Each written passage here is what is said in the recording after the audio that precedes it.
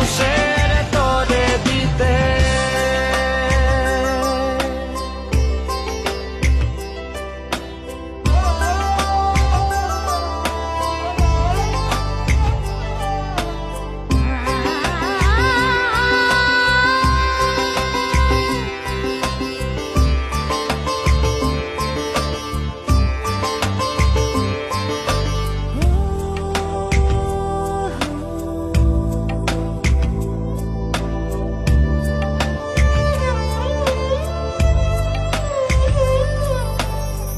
যা ছিল তোমার ওই দুটি চোখে, দেখেছিলাম বুক ভরে,